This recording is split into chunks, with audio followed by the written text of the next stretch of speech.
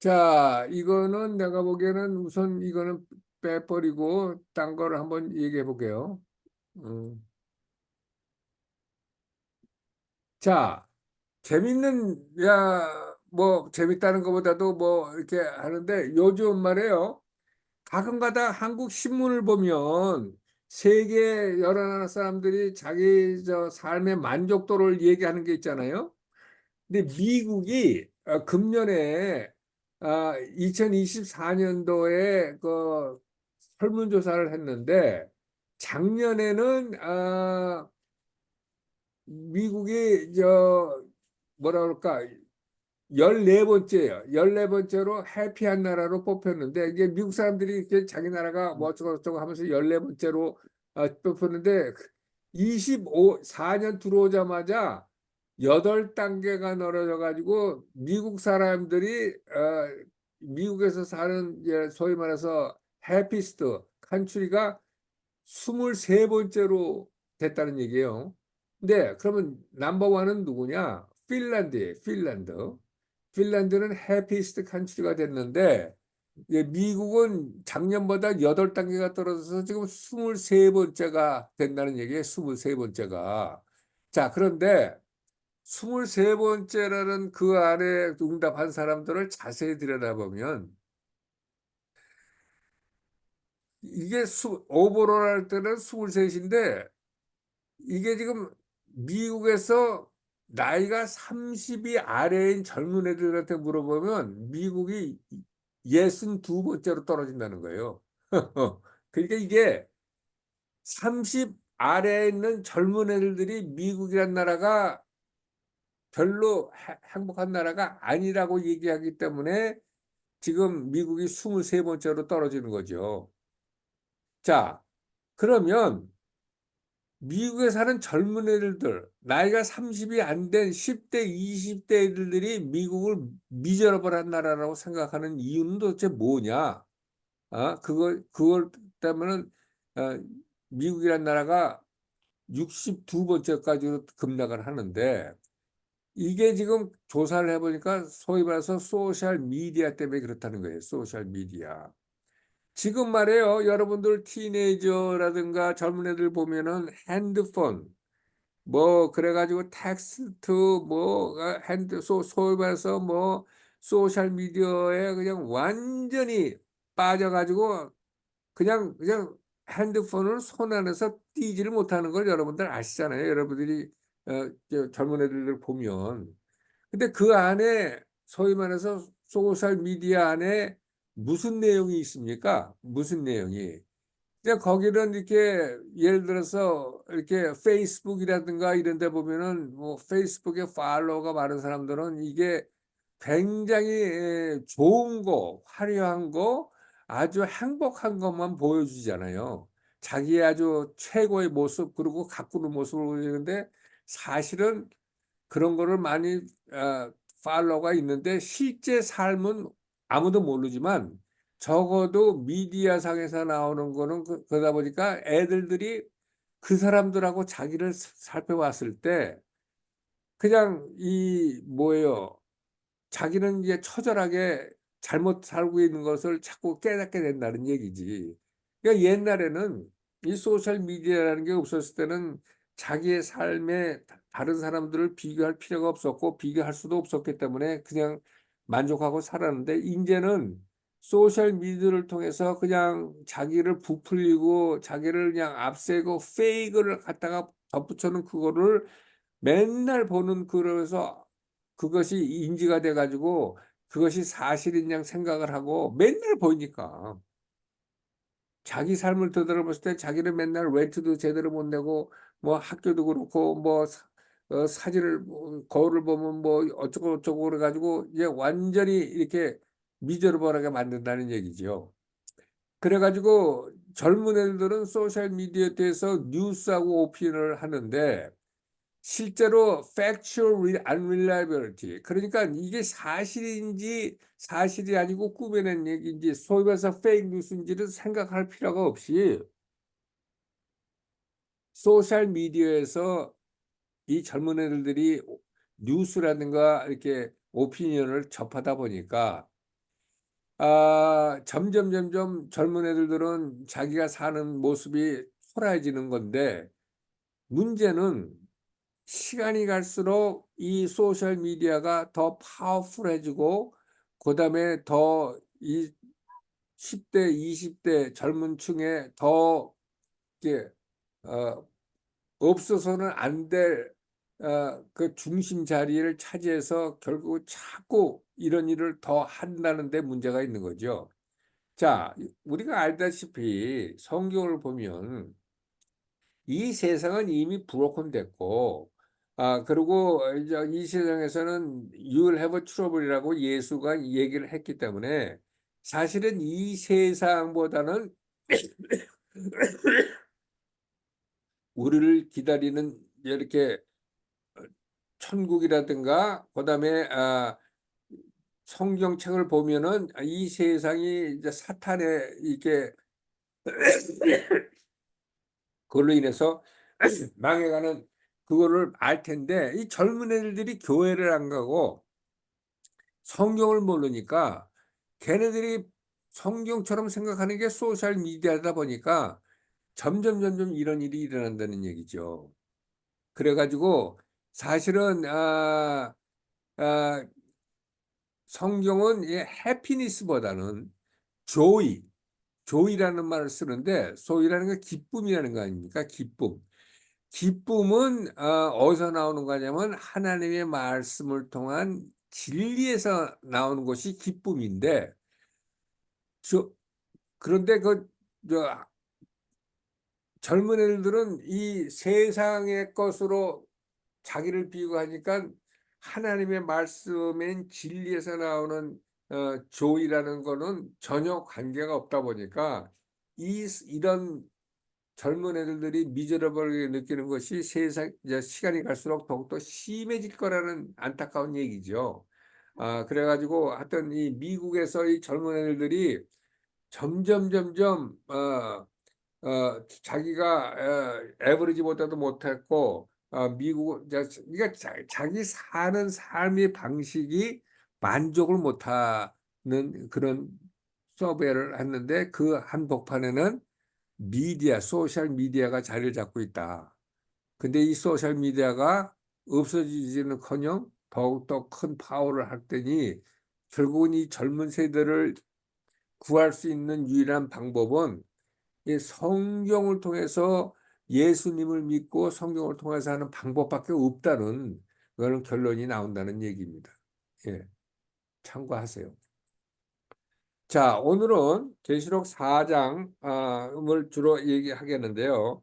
우리 이민희 집사님 거기 계시죠? 이민희 집사님 거기 계세요? 예, 있습니다. 네, 계시록 4장을 한번 천천히 한번 좀 읽어봐 주실래요? 예, 잠깐 찾겠습니다.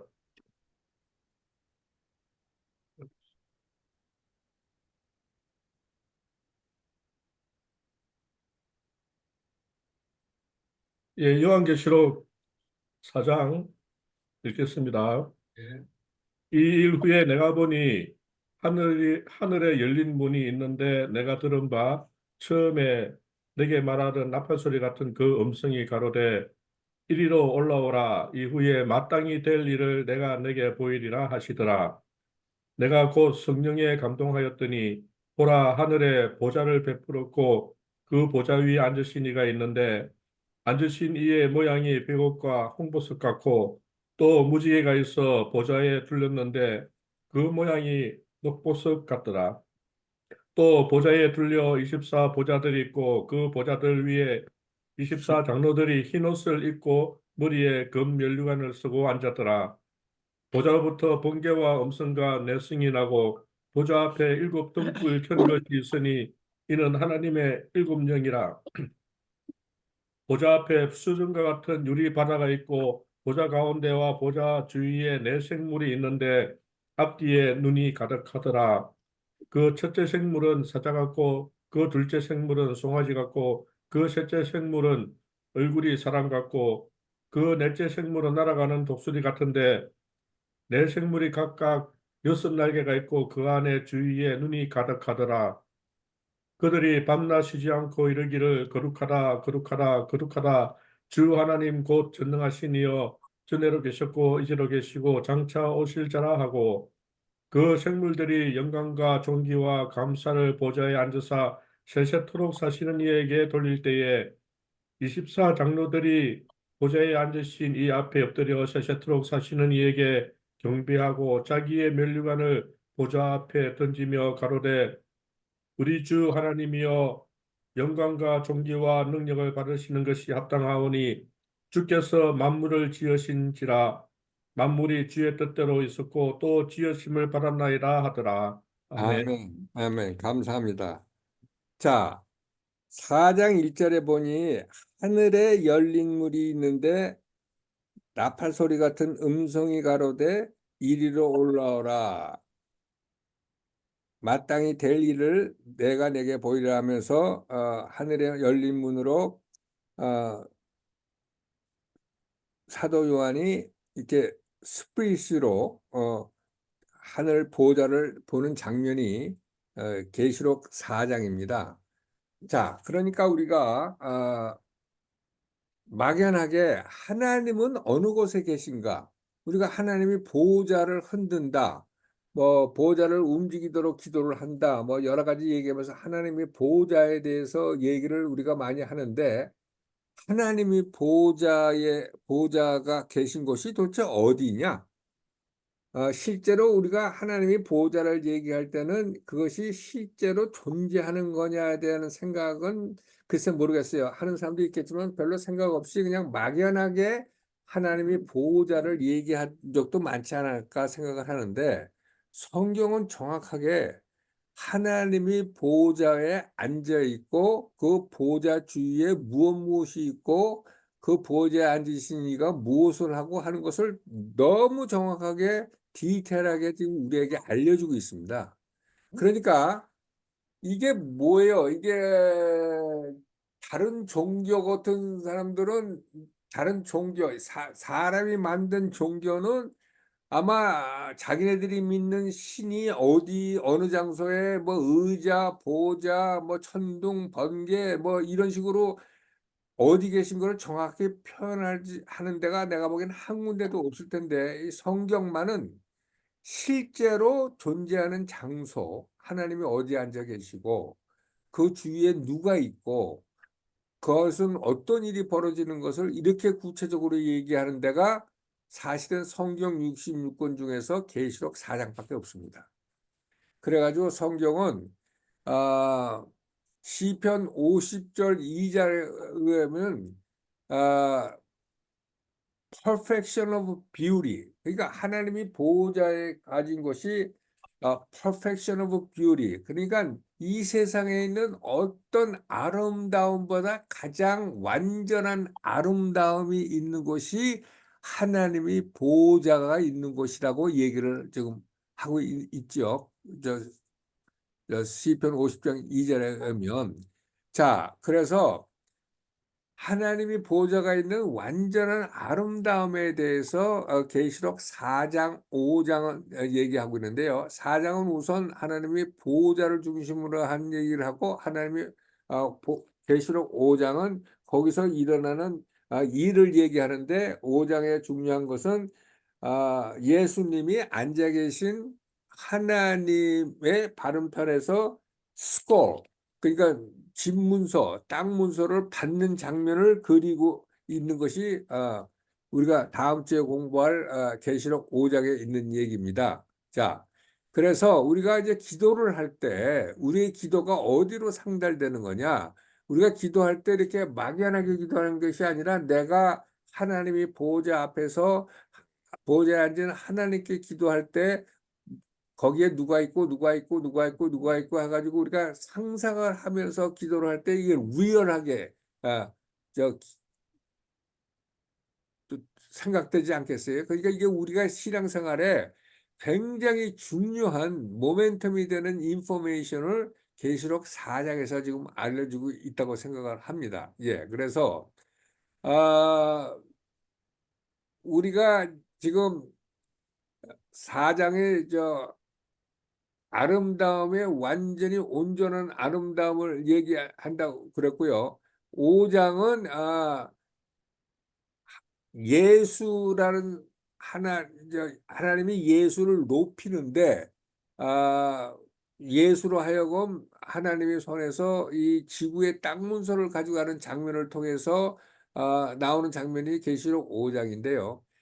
왜 4장하고 5장이 같이 이렇게 묶어서 나가느냐? 오늘은 4장만 공부하겠지만, 그거는 우리가 공부할 어마어마한 하나님이 보좌에 있는 그 하나님의 파워, 그다음에 그 모든 완전한 그 아름다움의 완벽함이 모든 리소스를 사용해서 어, 예수를 향해서 예수를 통해서 하나님이 하고자 하는 플랜을 어, 계시록 4장에 있는 그 모든 능력이 쏟아지기 때문에 4장, 5장이 연결돼서 같이 나오는 거라 이런 얘기죠. 자, 그래서 이게 지금 생각을 해보면요, 이렇습니다. 우리가 예수님이 오셔가지고 피를 흘려서 돌아가시기 전까지는 우리는 하나님을 대적하는 사탄의 종로로 타는 사람들이었죠. 사탄의 종로로. 그러니까 이게 4장은 지금 우리를 어떻게 얘기를 하냐면, 예를 들어서 4장, 5장은 뭐를 얘기하냐면, 하나님은 과거에 하나님을 대적했던 우리를 변화시켜서 그분의 킹덤을 다스리게 할 뿐만 아니라 그분을 대표하는 일까지 시킨다는 이 사실. 여러분, 이게 잘 좀 생각해 보세요. 우리는 우리가 자신이기 때문에 내가 뭐 하나님한테 대적한 적이 언제 있어? 뭐 이렇게 생각해서 모르는데, 하나님 편에 봤을 때는 완전히 하나님에서 멀어져 지옥으로밖에 갈 수가 없는 우리를 완전히 예수의 피를 흘려가지고 하나님의 사람을 만들어서 포머 애니미를 하나님의 사람으로 만들어서 하나님께서 자기의 킹덤을 우리에게 다스리라고 줄 뿐만 아니라 하나님을 레프레젠트하는 일까지 우리한테 맡기는 것이 계시록 4장, 5장의 주된 내용이라는 얘기죠. 이런 식으로는 사실 우리가 생각을 안 해봤는데, 예를 들어서 우리가 이제 우리 쪽으로 얘기하면 이제 우리랑 이렇게 전쟁을 하던 사람들, 예를 들어서 이제 예를 들어서 하마스다, 이게 하마스하고 이스라엘하고 할때 서로 하마스를 죽이려고 덤벼드는데, 이스라엘이라는 나라가 하마스를 자기의 아들로 삼아 가지고 이스라엘을 다스리게 할 뿐만 아니라 이스라엘을 대변하는 일을 하마스를 시킨다고 한번 해보세요. 이게 말이 되는 건가? 우리 인간사에서 있을 수가 없는 일이죠. 그런데 그것을 하나님께서 하셨다는 얘기죠. 하셨다는 얘기. 그렇게 보면은 이 하나님이 어떠한 대가를 치러 가지고 하나님이 우리를 그렇게 높이 사용하시는지 참 생각해 보면 어마어마한 일이라는 것을 우리가 다시 한번 깨닫게 됩니다. 자,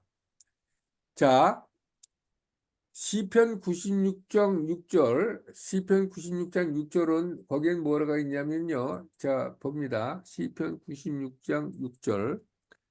시편 96장 1절은 이제 그 하나님의 보좌에는 뭐가 있냐? 존귀와 위엄이 있고 또 능력과 그 아름다움이 하나님이 보좌에 있는 곳에 있다는 얘기예요. 존귀와 위엄과 능력과 아름다움이라는 것은 그 perfection of beauty라고 이미 얘기를 했는데, 그러니까 이 가만히 계세요. 이거를 음. 자, 하나님의 보좌에는 존귀가 있는데, 존귀라는 건 언어는 예를 들어서 하나님이 계신 곳엔 존귀가 있는데, 그 존귀를 표현하는 방법이 그 존귀하신 분에게 월십하는 거죠. 월십. 경배를 드리는 거죠. 그래가지고 우리가 하나님의 존전에 오게끔 초대를 받았기 때문에 우리도 하나님 옆에서 존귀를 받는 존재가 됐다는 얘기죠.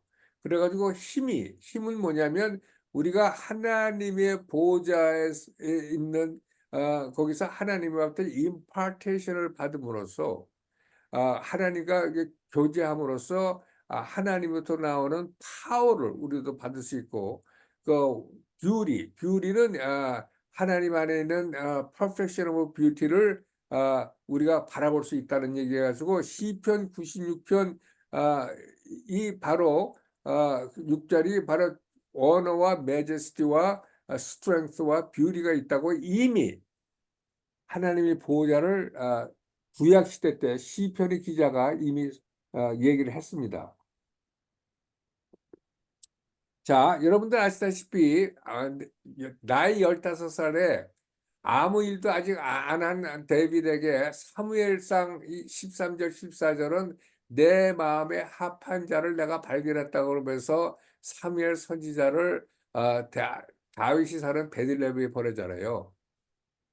어떻게 15살 때 아버지의 양을 치고 아무것도 하지 않은 애를 어떻게 하나님이 내 마음에 합한 자라고 그러면서 그 어마어마한 사무엘을 베들레헴으로 보내게 됐느냐 하면 데빗은 시편 27편 4편에 있듯이 자기가 일생 동안 바라고 앙망하는 것은 하나님의 전에서 하나님의 아름다움을 앙망하는 것이 나의 단 한 가지 소원이라고 얘기할 정도로 하나님의 아름다움에 매료되고 하나님의 아름다움이 왕이 프리미어 아큐페이션이 아니라 하나님의 아름다움을 바라보는 것이 자기 삶의 목표라고 정했기 때문에 하나님께서는 내 마음에 합한 자를 내가 찾았다 하면서 사무엘에게 보내는 그런 것을 우리가 알 수가 있습니다.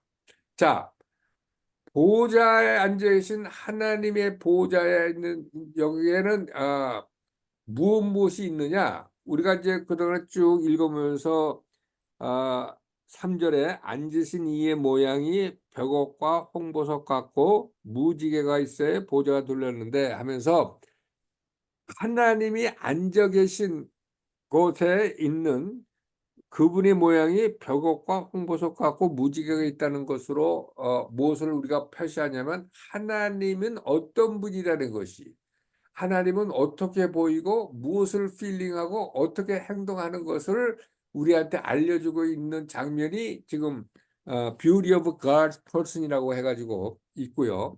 그 다음에 두 번째는 뭐냐면 그것만 있는 것이 아니라 4절에 보면은 24 보호자들이 앉았고 24 장로들이 앉아있고 장로들은 흰 옷을 입고 머리에 금면류관을 쓰고 앉았더라 하면서 하나님의 파트서 하나님 때문에 예수님 때문에 리딤 받은 우리들 그러니까 예를 들어서 그 사람들이 자기의 보호자에 앉았고 그다음에 흰 옷을 입고 그다음에 금면류관을 쓴 그 장면이 또 보입니다. 그러니까 우선 첫 번째 하나님의 모습이 보였고 하나님이로부터 구원받은 24 장로 그거를 대표하는 24 장로들이 이렇게 하나님 보호자 옆에 앉아 있는 모습이 보이고 또 세 번째는 아 4장 5절에 보호자로부터 번개와 음성과 내성이 난다. 그래가지고 하나님의 파워가 번개와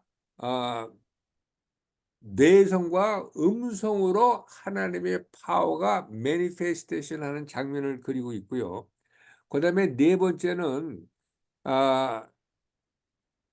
6절에 4장 6절에 보호자 앞에 수정과 같은 유리바다가 있고 보호자 가운데 보호자 주위에 네 생물이 있는데 앞뒤에 눈이 가득하더라 하면서 또 7절에 그 첫째 생물은 주위에 네 생물이 있는데 앞뒤에 눈이 가득하면서 4장 7절에 그 첫째 생물은 사자 같고 둘째 생물은 송아지 같고 셋째 생물은 얼굴이 사람 같고 그 넷째 생물은 날아가는 독수리 같은 세라핌이 있다는 것으로 해서 하나님이 계신 곳엔 7개의 영이 있다고 있잖아요. 여기에 있고 여기 5절에 일곱 보좌 앞에 7 등불 켠 것이 있고, 등불이라는 것은 불이죠. 불이 있고, 그 다음에 그것은 하나님의 7영이다. 그 다음에 수정과 같은 유리바다가 있고, 그 다음에 버닝완이라고 지칭하는 세라핌이 있다. 그래가지고 모든 것이 불로 인해서 있는 하나님의 현존하는 가운데 그 세라핌과 수정 같은 유리바다와 그 다음에 7영이 활활 불타는 장면을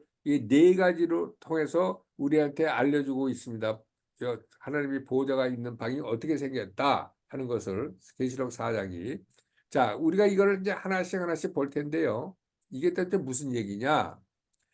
자, 우선 하나님 자체가 어떻게 보였냐면은 여기 보면은 보좌에 앉으신 분이 제스퍼. 이게 제스퍼라는 것이 뭐냐면 벽옥. 벽옥이라는 것은 이렇게 다이아몬드 같이 이렇게 굉장히 브라이트선처럼 밝게 빛나는 거죠. 그러니까 하나님을 이렇게 볼 수 없는 것은 뭐냐면 태양보다 몇십 배 밝은 빛으로 보인다고 해가지고 이 제스퍼, 그는 제스퍼 모양인데, 제스퍼라는 건 벽옥이라는 것은 다이아몬드처럼 이렇게 브릴리언트하게 빛을 발하는 그 보석으로 앉아 있는데, 그런데 결국 홍보석 같다. 홍보석은 fiery red, 컬러가 red죠. red. red라는 것은 예를 들어서 하나님이 저 love에 이렇게 fiery desire of holy love. 그러니까 하나님이 그 red gem, 홍보석 같다는 얘기는 하나님이 이모션과 캐릭터와 해피니스와 홀리니스와 하나님이 하고자 하는 디자이어 모든 것이 마치 홍보석 같다는 얘기는, 그는 모세가 뭐라고 그랬죠? 마운틴 사나이에 올라가 가지고 하나님은 consuming fire라고 얘기했는데, consuming fire처럼 레드 컬러, 그는 fiery desire of holy love가 있는 그분의 모든 성격과 그분이 하는 행동과 그분이 하는 모든 것은 consuming fire처럼 모든 것을 적당히 하는 것이 아니라 fiery desire of holy love로 가득 찬 분이 하나님이라는 얘기죠. 예. 그래서 그분은 벽옥과 같다. 마치 다이아몬드가 빛을 받으는지 우리가 쳐다볼 수 없는 빛을 발하는 분이고, 그분은 fiery red 컬러로 보는 consuming fire 같은, 그분은 이모션을 갖고 있고 캐릭터를 갖고 계시는 분이고, 그걸로 끝나는 것이 아니라 또 거기에 보면 그 모양이 녹보석 같더라. 그런데 영어를 보면은요, 3절에 보호자에 무지개가 있어 또 보호자에 둘렀는데, 무지개가 있어서 보호자에 둘렀는데 그 모양이 녹보석 같더라. 그러니까 무슨 얘기냐면 그 보호자의 벽옥과 홍보석 같은 분이 앉아 있을 뿐만 아니라 그 보호자를 둘러싸고 무지개가 있는데, 그 무지개의 풀이 담긴 컬러가 에메랄드 컬러 같다는 거예요. 녹보석 같다는, 에메랄드 그린 컬러라는 얘기죠. 자, 그러니까 이게 무슨 얘기냐? 아, 창세기 9장 13절 16절에 보면 하나님께서 첫 번째 카비너트를 하는데요. 창세기 9장 13부터 봅시다. 창세기 9장 13절부터. 자, 내가 내 무지개를 구름 속에 두었나니 이것이 나의 세상과 언약의 증거니라. 내가 구름으로 땅을 덮을 때에 무지개가 구름 속에 나타나면 내가 나와 너희 및 혈기 있는 모든 생물 사이에 내 언약을 기억하리니, 다시는 물이 모든 혈기 있는 자를 멸하는 홍수가 되지 아니할지라. 무지개가 구름 사이에 있으리니 내가 보고 나 하나님과 땅의 무릇 혈기 있는 모든 생물 사이에 된 영원한 언약을 기억하리라. 그러니까 이게 하나님의 공유함을 나타나는 첫 번째 언약이 무지개 언약이지요. 내가 더 이상 물로 너희를 심판하지 않겠다. 그러면서 하나님이 공유를, 멀시를 표시하는데, 하나님의 보좌에 나오는 모든 것은 이 멀시를 통해서 나온다는 얘기죠. 멀시. 그러니까 이 보좌에 앉은 하나님이 벽옥과 홍보석 같고 그 보좌에 무지개가 있는데 그 모양이 녹보석 같다라는 얘기는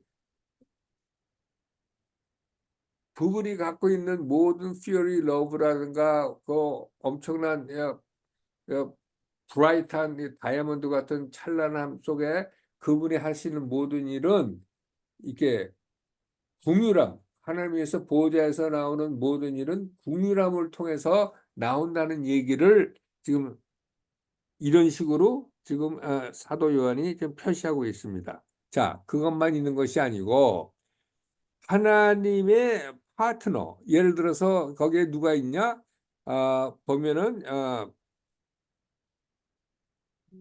4절에 24 보좌들이 있고 이제 하나님의 보좌가 있는 한편에 또 거기 24 장로가 앉아 있는 보좌 자기 사람들의 보좌들이 있고 그 보좌에 앉은 분들이 흰 옷을 입고 머리에 금면류관을 썼더라. 이게 금면류관이라는 얘기는 이제 여태까지 이 세상에서 살면서 했었던 모든 거에 하나님이 크라운을 이기는 자에 대한 크라운을 씌워준 거죠. 그러니까 하나님이 보좌 바로 앞에 24 장로가 앉았다는 얘기는 이것이 이제 24 장로에 대해서 분분한 얘기가 많이 있어요. 24 장로가 누구를 얘기하는 거냐? 근데 여러 가지 설이 있지만 여러분들 알다시피 다윗과 솔로몬 시대에 하나님의 언약궤가 있는 곳에 예배를 드리고 그걸 할 때 수많은 프리스들이 몇천 명의 프리스들이 있었는데 그 사람들이 이렇게 조를 짜가지고 24개의 오다를 해가지고 프리스들을 24개 반차라고 그러죠. 반차를 해가지고 그 각 오다 하나부터 24개 오다는 각 프리스트 이름으로 정해져서 24 반차가 있었는데 그래가지고 이 24 제사장들이 모여서 회의를 할 때는 24명밖에 없지만 이것은 하나님의 일을 하는 제사장들의 홀 그룹을 프리스트후드를 대변한다고 얘기를 해서 24 장로는 뭐 어떤 사람은 이게 천사냐 그다음에 사람이냐 그런데 이제 여러 가지 얘기가 있지만 이거는 리딤 받은 인간들이다. 그런데 리딤 받은 인간 처치 히스토리에 통해서 예수를 믿고 다 구원받은 사람들을 통틀어 대표하는 것이 24 장로로 표현되고 있고 24 장로가 화이트 로브를 입고 또 크라운을 했다는 얘기죠. 크라운. 자, 그러니까 하나님께서 그 모든 것을 그분이 하셨죠. 아까도 얘기했지만 하나님의 사탄에서 종로로 탔던 우리를 깨끗이 예수의 피로 깨끗이 씻어서 우리를 장로로 만드는 뿐 아니라 화이트 로브에다 크라운까지 씌워주는 그런 거를 해가지고 하나님께서 얼마나 이 리딤된 구원받은 성도들을 가깝게 또 그렇게 귀하게 생각하느냐 이 장면을 24 장로가 하나님의 보좌 옆에 앉아 있는 장면으로 현실을 하고 있다는 얘기죠. 그러니까 하나님 앞에서는 아, 자기의 아들의 피값으로 구원받은 성도들 하나하나가 그렇게 귀할 수밖에 없지요. 사실은 생각을 해보세요. 내가 내 아들이 누구 때문에 죽었다 그러면 그 걔가 얼마나 귀하겠어요. 내 아들이 죽었는데. 하여튼 그래서 24 장로가 이렇게 하고 그다음에 그 사람들은 자기 남들을 보좌에 앉았고 흰 옷을 입고 크라운을 했다는 얘기 내가 이렇게 얘기를 했어요. 자, 그다음에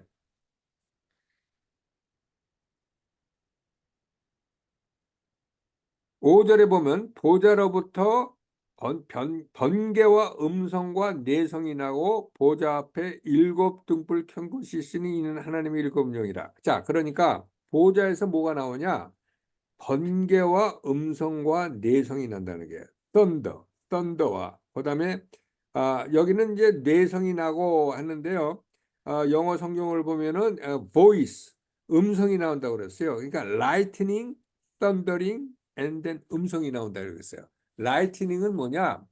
성령으로 인해서 하나님께서부터 이렇게 보좌로부터 나오는 것이 성령으로 인해서 각 사람들한테 임할 때 라이팅이에요. 라이트닝. 그러니까 보좌에서 일어나는 일은 이게 우리가 이제 비 오다 보면은 이제 번개가 치는데 번개는 이제 랜덤으로 치잖아요. 근데 하나님이 하시는 보좌 주위에 있는 것은 랜덤으로 되는 건 하나도 없지요. 그거는 다 뭐 스피시픽한 그런데 자, 그러니까 이게 뭐냐면 각 개인 성도라든가 성도들이 모이는 코퍼레이트 게더링에 하나님의 능력과 하나님의 라이프를 우리한테 전해줌으로써 우리가 그 상응하는 레비레이션을 받을 수 있도록 성령님에 의해서 라이트닝이 스트라이크 하는 것. 보좌에서 나오는 라이트닝이 우리 각자의 삶에 또 각자의 모임에 라이트닝이 스트라이크 함으로써 하나님의 파워와 능력이 나타나는 것을 라이트닝이라고 얘기한다. 라이트닝. 그러니까 우리가 어떤 모임이라든가 어떤 거 할 때 하나님이 그러니까 라이트닝 스트라이크 성령의 그거로서 우리한테 라이트닝에서 하나님한테 임파테이션을 받고 하나님의 능력을 덧입히 있는 것이 라이트닝이라고 그러고 그다음에 썬더링이라는 것은 이제 뭐죠? 이게 뇌성이죠. 번개가 뇌성이라는 것은 이게 지금 뇌성은 뭐를 얘기하는 거냐? 그러니까 이제 보좌에서 라이트닝과 뇌성이 나오는데 뇌성은 메시지입니다. 메시지인 걸 어떻게 하느냐? 계시록 10장 4절을 보면요. 계시록 10장 4절. 자, 계시록 10장 4절. 계시록 10장 4절을 보면 일곱 우레가 발할 때, 일곱 썬더가 발할 때 내가 기록하려고 하다가 곧 들으니 하늘에서 소리가 나서 말하기를 일곱 우레가 발한 것을 임봉하고 기록하지 말라 하더라. 사도 요한이 세븐 썬더를 들어서 그 안에서 들어오는 메시지를 기록하려고 하는데 하나님께서 기록하지 말라 해서 기록하지 않았다는 장면이 계시록 10장 4절에 나옵니다. 그러니까 썬더는 바로 이렇게 뭐랄까 메시지를 얘기하고요. 그때 야곱이랬는데 예, 욥의 37장 2절 4절 5절은 뭐냐면 하나님의 음성 곧 그 입에서 나오는 천둥 소리를 들어라. 그의 위엄 있는 음성으로 계속 우레소리를 발하신다. 그러니까 그다음에 하나님은 신기한 방법으로 음성을 발하시고 우리가 이해할 수 없는 놀라운 일을 행하신다. 그러니까 계속해서 썬더는 메시지로 나옵니다. 메시지. 그러니까 우리한테 주시는 메시지가 썬더로 나오는 거예요. 그러니까 하나님이 보좌에서 이게 나온다는 거예요.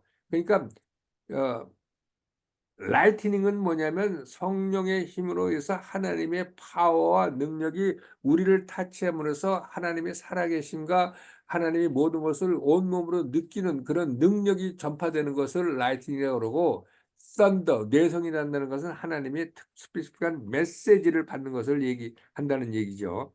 자, 그리고 보좌 앞에 일곱 등불 켠 것이 있으니 보좌 앞에 일곱 등불을 켠 것이 있다 이거예요. 자, 요거를 하기 전에 이제 음성과 내성이 나오고 그다음에 보이스가 여기 음성이 나네. 번개 음성 내성이 나왔어요. 음성이라는 건 보이스예요. 보이스인데 시편 29점 보이스라는 것은 이제 노이즈라고도 얘기하고 음악도 될 수가 있고 많은 이렇게 음성이 나오는데 시편 29점 3절 9절은 하나님의 소리에 대해서 읊은 시가 시편 29입니다. 여호와의 소리가 물 위에 있도다. 영광의 하나님이 뇌성을 발하시니 여호와는 많은 물 위에 계시도다. 여호와의 소리가 힘 있으며 여호와의 소리가 위엄차도다. 여호와의 소리가 백향목을 꺾으시며 여호와께서 레바논 백향목을 꺾어 부시도다. 그 나무를 송아지같이 뛰게 하시며 레바논과 샤론으로 들송아지 같이 뛰게 하시도다. 여호와의 소리가 화염을 가르시도다. 여호와의 소리가 광야를 진동하시며 여호와께서 가데스 광야를 진동하시도다. 여호와의 소리가 암사슴으로 낙태케 하시고 살림을 맑게 먹이시니 그 전에서 모든 것이 말하기를 영광이라 하도다. 그러니까 여호와의 소리에서 어,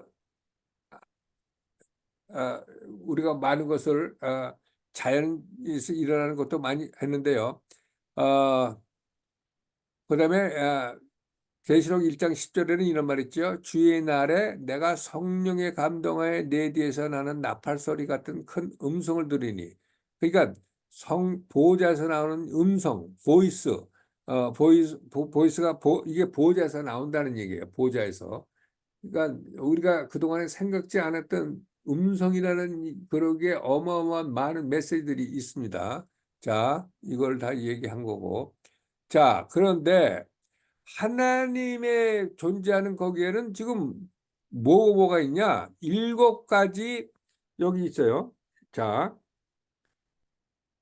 5절에 보호자 앞에 7등불 켠 것이 있으니 이는 하나님의 7영이라. 하나님의 7영이 보호자 앞에서 타고 있습니다. 오케이. 그런데 이것이 지금 하나님이 보호자 앞에서 7등불 켠 것이 있으니 그러면서 등불이라는 것이 조그맣고 뭐 조그만 게 있나 보다 이렇게 생각하는데 이게 그게 될 수가 없는 것이 뭐냐면요. 6장에 있는 보호자 앞에 수정과 같은 유리바다가 있고 보호자 앞에 수정과 같은 크리스탈 트랜스퍼런트한 유리바다가 있다는 얘기인데 유리바다 여기를 바다를 썼어요. 레이크나 판드가 아니라 바다라는 얘기예요. 바다. 이 유리바다가 얼마나 큰 거냐? 유리바다가 얼마나 큰 거를 우리가 얘기를 하면 자 이게 여기서 나오나 봅시다. 유리바다. 그러니까 하나님이 보호자 앞에 뭐가 있냐면 7등불로 표시되는 그러니까 이게 등불이라고 얘기는 했는데 이게 하나님 보호자 앞에 유리바다가 있는데 유리바다가 이제 조금 있으면 보겠지만은 구원받은 숫자를 헤아릴 수 없는 사람들이 전부 하나님께 월십하는 사람들이 몰려 있는 곳이 하나님 앞에 있는 수정과 같은 유리바다거든요. 그러니까 거기에 10억 명이 될지 마지막 때 얼마나 될지 모르지만 10억 명이 넘는 사람들이 머물 수 있는 장소가 유리바다라는 거예요. 바다. 그러니까 우리가 하나님이 보호자 앞에 유리바다가 있는데 유리바다의 크기를 우리가 가늠할 수 있는 것이 조금 이따가 내 관련 성경을 가지면 어마어마한 구원받은 성도들이 하나님께 찬양드리는 모든 사람들이 모여서 찬양드리는 그대로 설 수 있는 그 위치에 유리바다가 있는데 그 앞에 하나님의 7영을 표시하는 등불이라고 해서 조그만 예를 들어서 1m짜리 등불이라면 말도 안 되죠. 그러니까 이 등불이라고 표시는 돼 있는데 출애굽기 때 하나님께서 불기둥으로 구름 기둥으로 이스라엘 백성을 인도했던 그런 어마어마한 높이와 넓이의 불기둥이 7 하나님의 보호자 앞에 7개의 영으로 서 있다는 것을 우리가 상상할 수가 있습니다. 조금 이따 내가 보여드리는데 상상할 수가 있어요. 자, 그 다음에 여기 있어요.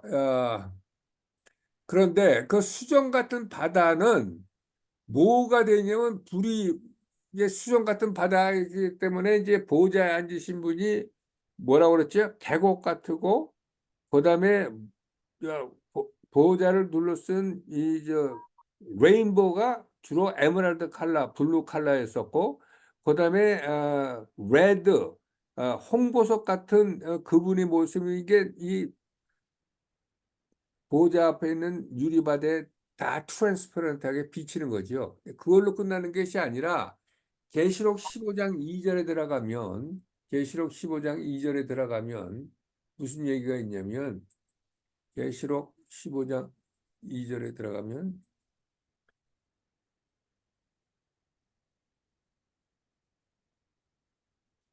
자, 우선 조금 아까 이제 보호자 앞에 있는 수정 같은 유리바다를 얘기하는데요. 유리바다를 얘기할 때 보면 계시록 7장 9절과 9장 16절에 보면은 이런 장면이 있습니다. 이후에 내가 보니 각 나라와 족속과 백성과 방언에서 아무라도 능히 셀 수 없는 큰 무리가 흰 옷을 입고 종려가지를 들고 보호자 앞과 어린 양 앞에 서서 이런 장면이 있어요. 그러니까 각 나라와 족속과 백성과 방언에서 하나님으로부터 구원받은 셀 수가 없는 어마어마한 무리들이 어디에 서 있어요? 종려 가지를 들고 보호자 앞과 어린 양 앞에 선다는 얘기는 아까 얘기했던 수정과 같은 유리바다에 쓴다는 얘기예요. 유리바다. 자, 그런데 계시록은 9장 16절에 보면 2억, 마병대의 수가 2억이라고 하면서 2억을 숫자를 셀 수 있는 것이 계시록인데 여기서는 백성과 방언에서 아무라도 능히 셀 수 없는 큰 물이라고 해서 2억보다 더 많은 사람들이 종려가지를 들고 보호자 앞과 어린 양 앞에 서서 어디에 서 있다고요?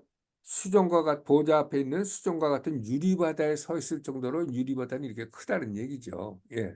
자, 15장 2절에 또 무슨 말이냐면 또 내가 보니 불이 섞인 유리바다 같은 것이 있고 짐승과 그의 우상과 그에서 벗어난 줄이 유리바다가에 서서 하나님의 검은 고를 가지고 그러니까 이 수정과 같이 크리스탈한 유리바다에 보호자에 앉으신 백옥 같은 그다음에 홍보석 같고 그다음에 에메랄드 컬러가 된 이렇게 레인보우가 비치면서 그것만 비치는 것이 아니라 불이 섞인 유리바다 같은 것이 가지고 불이 민글돼 있는 유리바다니까 어마어마한 그 유리바다라는 것은 어마어마한 칼라가 리프렉트 되어 있는 것이 유리바다죠, 유리바다. 자, 이런 것들을 왜 이렇게 얘기를 하느냐? 적당히 쓰면 되는데 이렇게 구체적으로 성경은 어떻게 생긴 걸 얘기하고 있다는 거예요. 그러니까 실제로 있기 때문에 이렇게 구체적으로 얘기하는 거라는 얘기죠. 우리가 그래서 이 구체적인 것을 하나씩 하나씩 따져가면서 봄으로써 우리 영혼에 뭐가 이각되냐면 정말로 하나님 보좌 앞에는 이런 것들이 있고 여기는 이런 사이즈가 있고 이런 것이 있구나 하는 것을 우리가 우리 영혼에 인각할 수가 있기 때문에 이것이 굉장히 중요한 겁니다. 자, 그다음에 뭐 또 뭐가 있냐면 라이온, 소, 사람, 독수리로 대변되는 네 가지 생물처럼 생긴 세라핌이 또 있는데 세라핌은 별명이 뭐냐면 버닝원이라고 하죠. 불타는 아크엔젤. 이게 세라핌은 하나님 보호자 옆에 있는 그 천사로 아크엔젤 뭐 예를 들어서 뭐 가브리엘 뭐 미가엘보다 훨씬 높은 천사들의 계급 중에서 가장 높은 그러니까 하나님과 가까이 있는 사람들이 가장 계급이 높은 거니까 그 세라핌이 24시간 흐르지 않고 홀리 홀리 홀리하고 하는데 자, 왜 하나님의 안에 하나님의 보좌 앞에 내 생물이 있는데 내 생물이 이렇게 사자 같고 송아지 같고 얼굴이 사람 같고 넷째 생물은 독수리 같으냐? 왜 그렇게 얘기하느냐? 이것은 우리가 생각해 볼 때 이렇게 라이온은 정글의 왕 아닙니까? 사람은 하나님이 창조물 중에서 가장 걸작품이고 그리고 캐프는 서로 굉장히 이렇게 뭐라 그럴게 워크포스고 그다음에 이글은 이게 날아다니는 새 중에서 가장 이렇게 욕망들고 가장 이렇게 멋진 새이기 때문에 각 리스펙티브 캐테고리에서 디바인 메제스티가 갖고 있는 것을 하나씩 하나씩 골라가지고 한 것이 사자, 사람, 소, 그다음에 독수리라는 얘기죠. 자,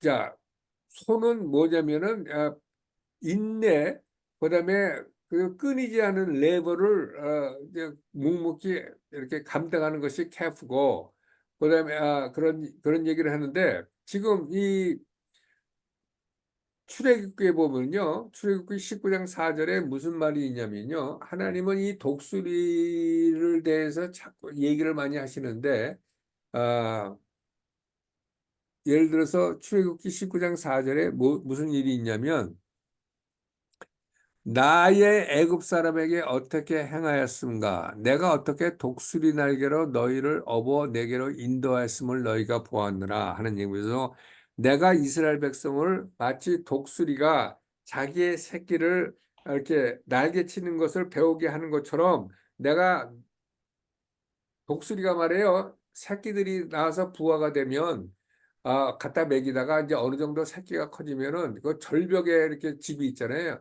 그래서 어미새가 독수리를 자꾸 이렇게 잘 날지 못하는 애를 날 때쯤 되면은 옆으로 이렇게 밀어낸답니다. 그래가지고 자기가 죽는다고 막 꼭대기에서 떨어지잖아요. 그러면 어미가 밑으로 쭉 가가지고 자기가 다시 이렇게 업고 올라가가지고 막 파닥파닥하게 만들고, 그다음에 또 됐다 하면 또 하고 이런 식으로 해가지고 결국은 새끼들이 날개를 튀고 돌아갈 수 있게끔 하는 것이 독수리라고 얘기해요.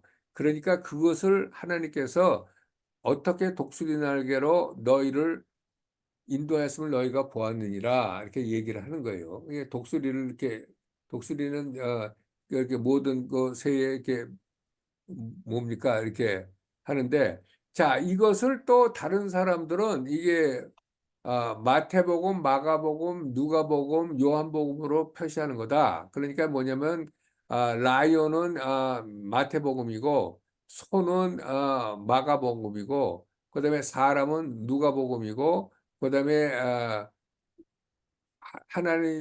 예수님이 하나님의 아들이라고 얘기한 것은 이게 독수리라고 얘기한 것은 이게 요한복음이라고 얘기하는 사람도 있습니다. 그러니까 뭐 그거는 이렇게 되고 저렇게 되는데 뭐 성경이 정확하게 왜 그러냐고 얘기를 안 하니까 우리가 상상을 해볼 수가 있는 거죠. 자, 4장 9절부터 11절을 보면요. 그 생물들이 영광과 존귀와 감사를 보좌에 앉으사 세세토록 사시는 이에게 돌릴 때 24 장로들이 보좌에 앉으신 이 앞에 엎드려 세세토록 사시는 이에게 경배하고 자기의 면류관을 보좌 앞에 던지며 가로되 우리 주 하나님이여 영광과 존귀와 능력을 받으신 것이 합당하오니 주께서 만물을 지으신지라 만물이 주의 뜻대로 있었고 또 주의를 받아나이다 하면서, 자, 계시록 4장은 끝에서 굉장히 중요한 걸 하는데, 그러니까 이 모든 것을 하나님께서 하셨고, 만약 하나님이 없었으면 우리는 아무것도 할 수가 없었다는 것을 인정할 수밖에 없어서 24 장로들이 멸관을 보좌 앞에 던지며 가로되 하는 장면이 나옵니다.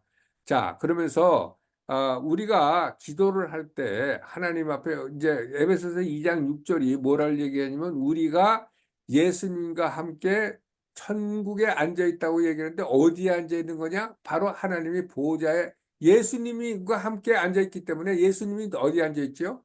하나님 우편에 앉아 계시잖아요. 하나님 보호자 옆에 있는 예수님이 안에 우리가 있기 때문에 우리가 기도를 할 때 어디 있냐면 우리는 어디에 앉아 있냐면은 사실은 이 하나님 이 4장에서 공부한 하나님의 보호자가 있는 곳에 예수 안에 있기 때문에, 우리가 이제 누구를 위해서 블레싱을 하거나 그다음에 누구를 위해서 우리가 손을 놓고 기도를 할 때 우리가 어디 있는 거냐? 바로 이 보호자, 하나님이 계신 이 보호자 옆에 있는 예수님 안에 우리가 있다는 것.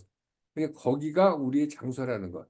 그러니까 이제부터 우리가 막연히 기도를 하고 막연히 있는 게 아니라 내가 있는 그곳에 눈을 딱 감고, 여기 수정바다가 보이는구나. 24 장로들이 앉아 있구나. 내 손과 번개가 나오는구나. 하나님이 보호자에는 이렇게 아름다운 아크 멀스를 이렇게 궁유를 표시하는 아, 레인보우가 있으면서 특히 에메랄드 칼라 블루가 나오는구나 하는 이런 거를 상상해 가면서 내가 그 자리에 있다는 것을 생각해 보면, 이게 지금 이게 리얼한 거죠, 리얼. 우리가 그냥 막연하게 기도하는 것보다도. 자, 우리가 계속 지금 Seven Spirit of God 이거는 어디서 나오냐면 이사야 11장 2절에 나오는 겁니다. 이사야 11장 2절만 유일하게 아, 하나님의 일곱 영에 대해서 설명하는데 바로 이겁니다. 촛대가 있는데 여기 이 중간에는 하나님의 신을 얘기하는 거고, 그다음에 wisdom and understanding이 서로 연결이 돼 있고, counsel과 power가 연결돼 있고, knowledge와 fear of Lord가 연결돼 있는데 내가 이거 좀 한번 보겠습니다. 자, 11장 2절은 하나님의 일곱 영을 뭐라고 하냐면 the spirit of the Lord가 있고, 2번은 spirit of wisdom과 revelation이 있고, counsel과 might이라는 것은 wonder, miracle을 얘기하는 겁니다. 그다음에 spirit of knowledge, 지식, 그다음에 spirit of fear of Lord 이렇게 있는데 왜 이것이 이렇게 두 개가 서로 연결이 되느냐? 그걸 이제 조금씩 설명을 해드리는데, 자, 이 일곱 개 성령은 하나의 성령이죠. 근데 하나의 성령 안에 이렇게 일곱 개의 영이 각자 하는 일들이 틀리다는 얘기인데, 그 하는 각자 하는 일을 좀 서로 얘기를 하는데, 계시록 5장 6절을 보면요. 무슨 말이 있냐면 5장 6절에 보면 아,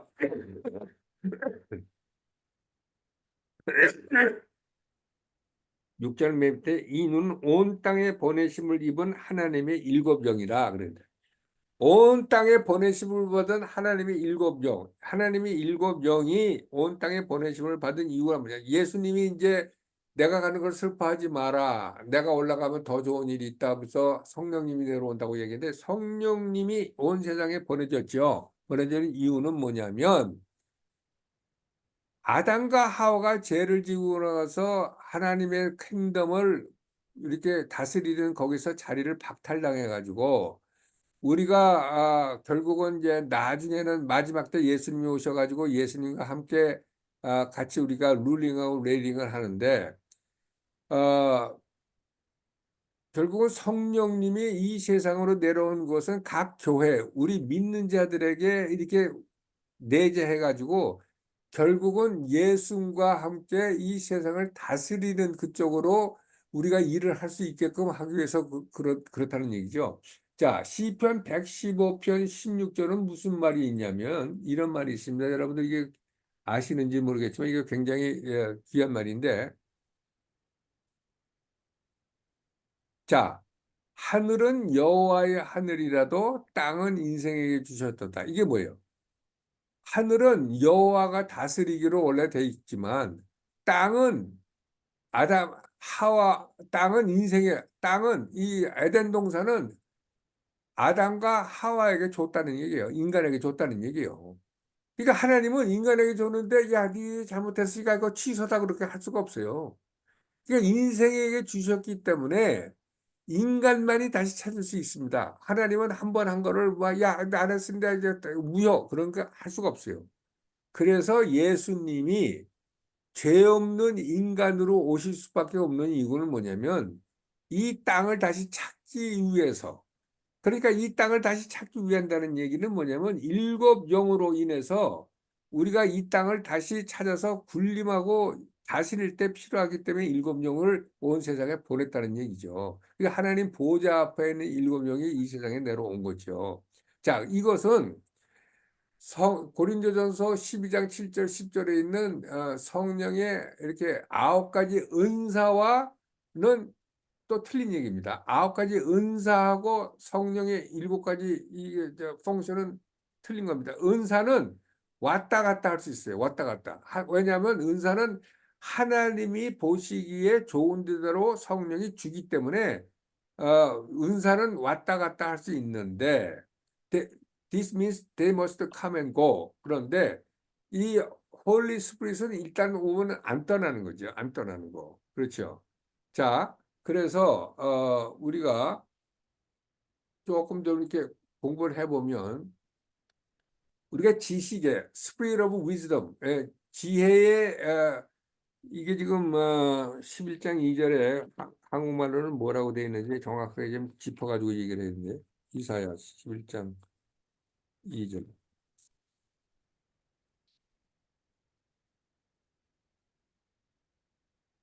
자, 11장 2절에 지혜와 총명이신, 오케이, 지혜의 신.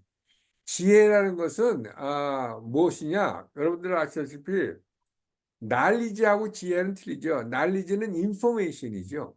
지혜라는 것은 할 얘기, 어느 말을 하는 것이 적합하고 이때를 이거를 할 거냐 말 거냐. 말이라고 해가지고 이게 순서라든가 장소를 가리지 않고 다 하는 게 아니라 맞는 말이라고 할 때가 있고 하지 않을 때가 있는 이런 것을 구분하는 것이 지혜. 그러니까 이제 하나님께서 우리한테 이렇게 무슨 이렇게 계시를 주시면 우리는 이 지혜를 통해서 이 계시를 어떻게 어플라이 하는지, 그다음에 이 계시를 밝히는 것이 좋은지 나쁜지 이 지혜의 신을 통해서만 알 수 있는 거죠. 자, 그래가지고 잠언에 보면 지혜로 집을 짓는다고 그러고, 그다음에 방은 집 안에 있는 방들은 난리주로 인해서 차워진다고 그러는 얘기가 있듯이 지혜는 모든 것을 시스테마틱하게 이렇게 은혜롭게 가장 이렇게 쟁반에 옷그릇이 그러듯이 나는 이렇게 아름다운 모습으로 이렇게 만드는 것이 지혜 있는 사람들이 하는 거죠. 예. 그래가지고 지혜도 9가지 은사에 있습니다. 9가지 은사에. 그런데 9가지 지혜의 은사, 그다음에 지식의 은사가 있는데요. 이것은 어떨 때는 하나님이 주시기도 하고 안 주시기도 하고 그러는데 스피릿 오브 위즈덤은 항상 우리한테 어바이딩 하는 겁니다. 그래서 그러니까 성령의 지혜의 이렇게 성령이 있는 사람들한테는 굉장히 이렇게 뭐라 그럴까 머치하고 이렇게 디스플린 돼 있고 굉장히 이렇게 하는데 이것은 예를 들어서 우리 지혜 성령은 이렇게 히든 날리지를 찾아낼 수가 있고 그다음에 많은 사람들이 미스할 수 있는 거, 그냥 훌쩍 지나가지고 찾을 수 없는 미스할 수 있는 것에서 진귀한 보물을 찾을 수 있고 진리를 찾을 수 있는데 도움이 되는 것이 지혜의 은사지요. 은사. 자, 그러면서 지혜라는 것은 지혜의 성령은 우리에게 매일매일 우리가 이 삶을 사는 가운데 이렇게 위험할 때뿐만 아니라 에브리데이 일어나는 일 가운데 우리가 이렇게 제대로 잘 은혜롭게 살 수 있도록 우리한테 가이드 역할을 하는 거죠. 예, 그래서 어, 지혜로 인해서 우리가 갖고 있는 인포메이션이라든가 레비레이션을 어떤 식으로 이렇게 어플라이 하는 것을 깨닫게 됩니다. 자, 근데 지혜의 은사 옆에 뭐가 있냐면 Spirit of Understanding 이게 뭐냐면 총명의 신이라고 되어 있는데 총명이라는 건 뭐냐면 숨겨져 있는 것을 밝히는 것이 총명이죠. 예. 그래가지고 우리가 숨겨져 있는 것은 가끔 가다가 우리 총명의 신은 우리에게 비전이라든가 드림이라든가 무슨 메시지를 통해서 우리에게 주는데 자, 이것을 받았다고 해가지고 이제 사람마다 자기의 성격과 직업과 이런 거에 대해서 각자 갖고 있는 해석하는 방법이 있잖아요. 이게 농부가 해석할 수 있고 목수가 해석할 수 있고 목사님이 해석할 수 있고 다 똑같은 두림을 가져도 해석하는 방법이 틀립니다. 그래서 자기가 갖고 있는 그걸 뭐라고 그러냐면 유니크한 프로페릭 필터라고 그래요. 필터. 그래서 자기가 갖고 있는 유니크한 프로페릭 필터를 통해서 그다음에 그것은 뭐냐면 나의 퍼스널리티와 내가 하는 걸 통해서 나오는 프로페릭 필터를 통해서 하나님이 주신 그 모든 것을 우리가 스피릿 오브 레벨을 통해서 받는 거죠. 이게 받는 거예요. 예. 자, 그리고 두 번째 총명의 신은 뭐냐면 그냥 하나님이 주셔가지고 그냥 왜 꿈이라든가 이렇게 이미진이라든가 비전을 받은 게 아니라 그냥 그냥 아는 거. 내가 왜 아는지 난 모르겠지만 그냥 이렇게 뭐라 그럴까? 내 인지상으로 이렇게 내 직관으로 그냥 알아버리는 거. 이것도 하나님이 주시는 총명의 신에 들어가는 거죠. 그래서 총명의 신과 지혜의 신은 같이 이렇게 돌아가는 겁니다. 자,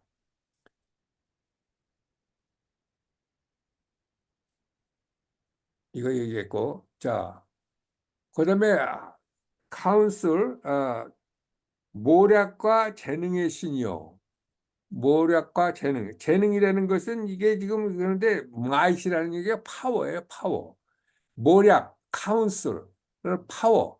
그러니까 이게 두 개가 한꺼번에 갑니다. 이게 이제 일곱 가지 이렇게 홀리 스피릿 안에 일곱 가지 펑션이 있는데 이런 식으로 이제 홀리 스피릿이 일곱 개 영으로 나온다는 얘기죠. 일곱 개 영이 아니라 일곱 개 하는 분야가 있다는 얘기예요. 같은 성령 안에서. 자, 이게 지금 모략이라는 것을 카운슬이라고 그러는데요. 자, 어떤 상황에서 하나님이 어떤 일을 할 때 우리한테 이게 카운슬, 우리한테 알려준다 이게요. 이게 성령이 이게 카운슬, 모략이 이제 신이 굉장히 충만한 사람한테는 하나님이 뭐를 원하는 것을 이제 알게 되는데 그래가지고 그것을 순종할 때 마이트는 파워라는 얘기예요. 파워. 여기를 보면은 재능의 신이라고 하는데 재능은 파워예요. 그러면 그것만 순종하면 파워가 있어야 하는데 이제 예를 들어서 어, 여호수아 6장 2절 7절에 여리고성을 일곱 번 돌아가지고 마지막 날은 일곱 번을 돌아가지고 소리를 질러라. 그러면 그것이 무너지리라 이렇게 얘기했을 때 그것을 어떻게 알겠어요? 여섯 번 돌고 일곱 번 돌고 말하지 말고 돌고 저는 모르는데 그것이 스피릿 오브 카운슬로 그걸 알았을 때 말도 안 된다. 사람들이 이렇게 중간에 이렇게 일곱 번씩, 하루에 한 번씩 걷고, 일곱 번째는 일곱 번 걷고, 그래서 소리 진다고 저 엄청난 성벽이 무너지냐? 말도 안 되는 얘기 하고 앉았네. 이런 식으로 하면 안 되는 거죠. 근데 여리고성이 왜 무너졌어요? 하나님이 알려준 모략의 신에 따라서 그대로 순종했더니 하나님의 파워가 마이시 나와가지고 여리고성이 무너지는 걸 얘기를 하는 겁니다. 자, 그러니까 우리가 카운슬 오브 스피릿이 왔을 때 우리가 쇼업하고 트러스트만 하면 나머지는 재능의 신, 파워 오브 하나님께서 하신다는 거예요. 이게 여리고성 그 아주 좋은 얘기인데, 자, 예수님은 항상 하나님께서 보여주시는 거, 아버지가 하는 거 보여주시는 것만 했기 때문에 그분은 항상 하루의 일과를 스피릿 오브 카운슬을 받아가지고 하셨다고 우리가 얘기했어요. 잔 5장 19절 21절에 있는데요. 잔 5장 19절 21절은 뭐라고 써 있냐? 봅시다. 이게 바로 그 얘기인데. 자,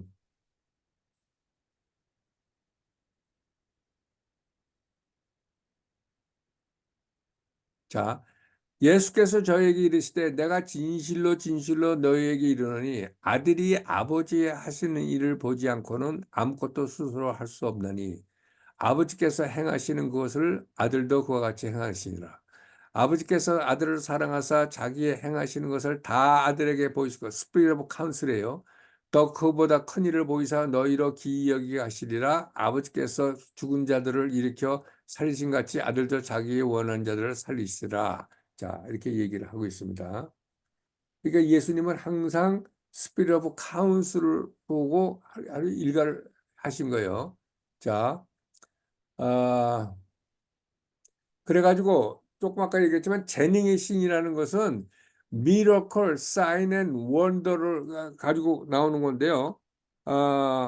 이거는 시간이 없으니까 얘기하고 그다음에 Spirit of Knowledge and Fear of Lord 이게 뭐예요?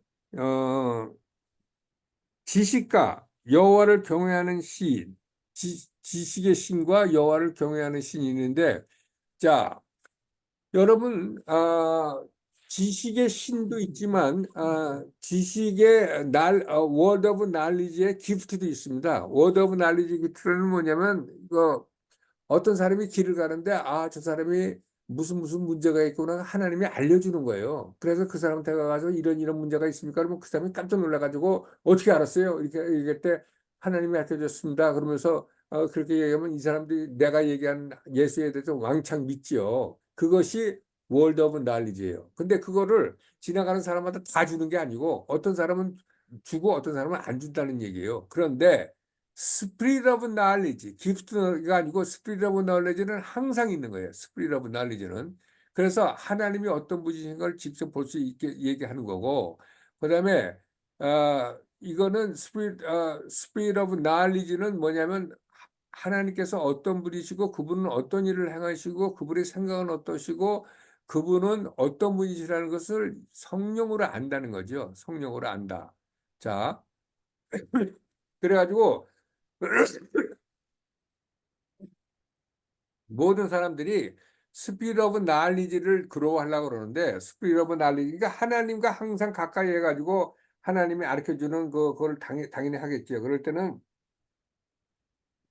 소셜 미디어라든가 다른 거 하지 말고 항상 라이프 스타일이 그러니까 하나님의 말씀을 묵상하는 쪽으로 들어가면 스피릿 오브 날리지가 계속 증진한다는 얘기죠. 예. 그다음에 이거 스피릿 오브 날리지는 이게 항상 있고 이게 이런 거기 때문에 뭐가 견제를 하냐면 하나님을 경외하는 신이 옆에서 견제할 수밖에 없어요. 만약에 하나님을 경외하는 신이 없으면 자기가 그냥 멋대로 막 나가는 거죠. 그리고 교만해질 수밖에 없는 거죠. 자, 그래가지고 이것이 성령님이 이렇게 두 가지를 이렇게 해가지고 이렇게 서로 카풀하는 얘기가 바로 이렇게 서로 체크 앤 밸런스 때문에 예를 들어서 지혜와 총명의 신이 같이 있고 모략과 재능의 신이 같이 있고 지식과 여호와를 경외하는 신이 같이 있는 겁니다. 예.